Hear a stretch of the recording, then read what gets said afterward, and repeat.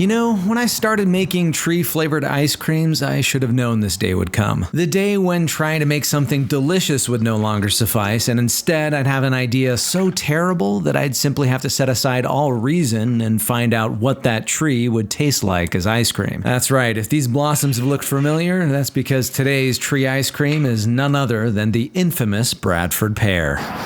Oh, terrible. You're probably well familiar with this tree. It's the one that when spring rolls around, it has a habit of making cities and suburbs smell like rotting fish, trash, or other odors. And with this cream all infused and churned up, my kitchen does smell like a Bradford pear tree right now, so to say this experiment is ill-advised is a bit of an understatement. Alright, let's get this into the freezer to firm up while I head to the garage to make a bowl and spoon out of some Bradford pear wood while I work up the courage to taste the ice cream. And while I do that, let's talk about the Bradford pear. Why does it smell like that, and why is it everywhere? Well, the Bradford is the most common cultivar of the calorie pear, Pyrus caloriana. It's a species of pear tree native to China and Vietnam, which was brought to the US by a man named Frank Meyer in the early 1900s, as he'd hoped the species might hold a solution to a blight that was killing regular pear trees at the time. Fast forward to the 1950s, a thornless cultivar of that calorie pear species was developed and named the Bradford pear. It quickly became the poster child of post-war American suburbia to the point where in 1964 the New York Times gave it a glowing review calling it close to the ideal tree, praising its fall foliage, lack of fruit litter, and showy white blossoms. They neglected, however, to mention the way those blossoms smell. You see, the tree is pollinated by flies, so the flowers emit a decay-like stench to lure them in. Combine that odor with the species' relatively short lifespan, weak grain structure which causes limbs to break easily, and its invasiveness in certain parts of the country, which has led it to being banned in several states, and this once golden tree has become a bit of a modern dendrotic pariah. But how does it taste as ice cream? Well, like it or not, we're about to find out, because our Bradford pear wood bowl and spoon are both done, and if nothing else, at least the wood is pretty, right? It was really hard and dense and nice to work with, but anyway, that's enough stalling. All there is left to do now is see how this tastes.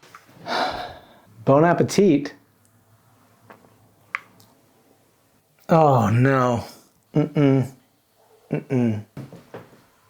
Oh no, the water makes it worse. The water activates the Bradford pear blossom flavor. This stale, fishy, it's like I can smell the Bradford pear tree in my mouth.